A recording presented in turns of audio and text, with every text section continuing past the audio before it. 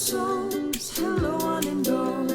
Welcome to Grandma D's house, where you can be you, I can be me, and we'll learn from the magic book machine. We'll put some things in, then a story comes out to help us figure out what life is all about. So come and see Grandma D, Fifi, Brandon, and Ashley, 'cause when you're with them, you're with family. 1, 2, fiddly 3, it's Grandma D in the magic book machine.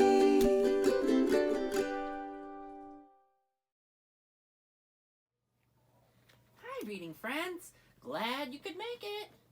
Hey, reading friends.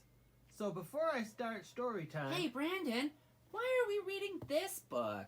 Well, before we start it, I wanted to tell our reading friends that it's National Kindergarten Day. Oh, it is? It is.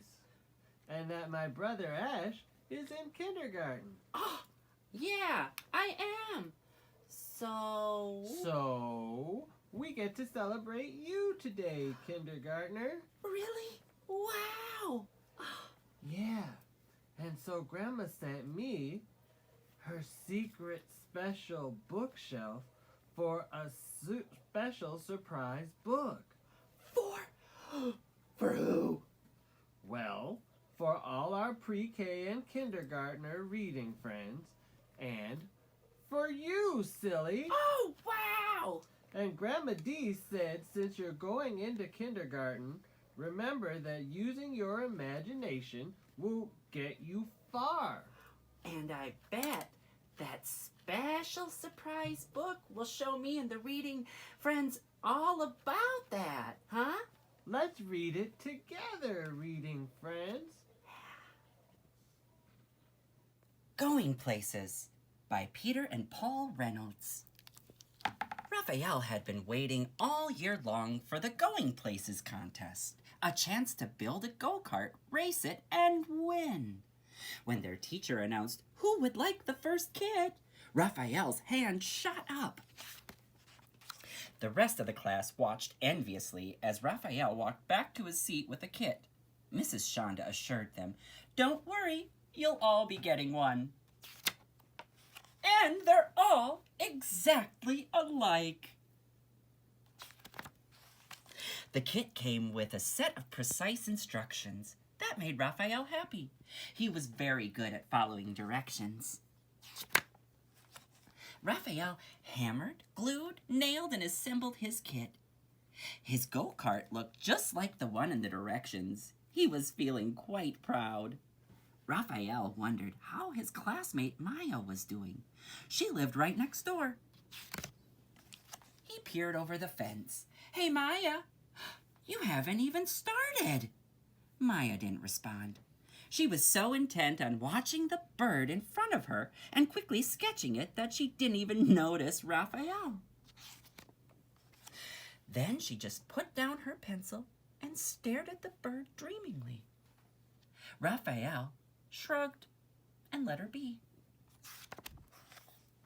The next morning, Raphael checked back in to see how Maya was doing. "Wow, what is that?" he asked. Maya grinned. "You like it?" Raphael responded slowly, "Yeah, extremely cool, but Maya, there's just one little problem.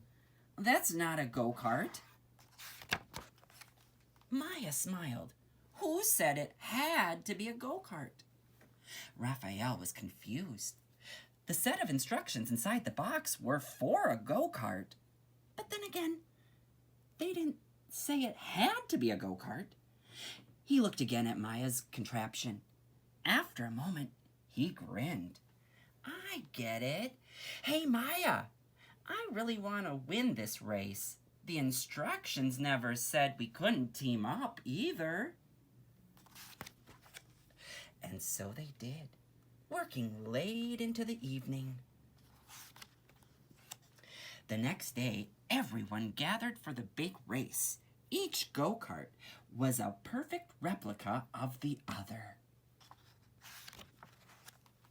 Except one. One of the kids laughed. Looks like you had trouble with the going places instructions. You're going places, all right. You're gonna lose. Maya and Raphael didn't even have time to respond because the announcer's big boomy voice called out, "Attention racers, start your engines. 4, 3, 2, 1. A buzzer sounded and they're off. While the other go-karts disappeared in a cloud of dust, Maya just sat there in their motionless vehicle. Raphael shouted over the roar of the engines and cheering crowds, "Maya, what are we waiting for?" "No worries, Raphael," Maya answered. "Flaps down, throttles up." And now they took off into the air. The other contestants looked up in amazement. Maya and Raphael hovered and then sped past them all. Before long, Maya and Raphael coasted across the finish line to the cheers of the waiting crowd. They kept rolling clear across the race grounds. Maya slammed the brakes, stopping just short of the lake at the edge of the school field. Raphael noticed a startled frog leap from a lily pad and dive into the water.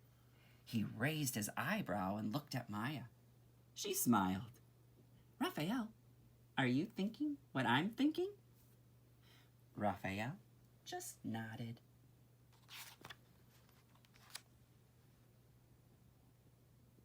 The end.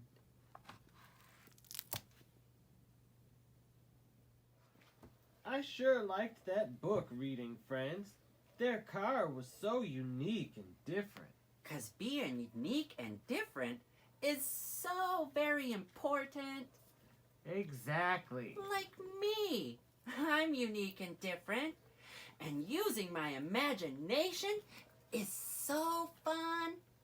You are unique. Huh? So am I. Uh-huh. So is Mr. T and Grandma. Oh. And so are all of our reading friends. Oh, yeah. We all are, aren't we? And as long as we be true to our unique selves, we can accomplish anything. Cool. That's right. Yeah. Oh, hey, if you want, Brandon, I want to try and go build a magic airplane car together. What? Uh-huh. We have no wood or things to build or any of that. We do, though. Like the book. We can imagine or even just pretend. Oh, right. Okay, reading friends. Ashe and I are gonna go play pretend. Yeah. We hope all you kindergartners, like me, have a happy kindergartner day. And to all our reading friends, we hope you had a especially fun reading today with us here. And you know what Grandma always says, we don't much care for goodbyes, so for now, farewell.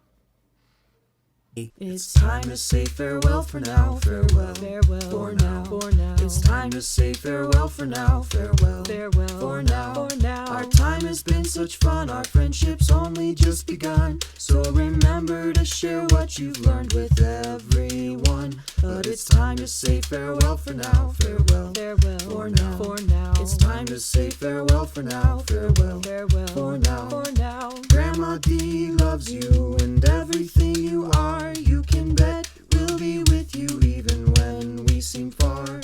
And so we'll say farewell for now, farewell, farewell for now, for now. It's time to say farewell for now, farewell, farewell for now.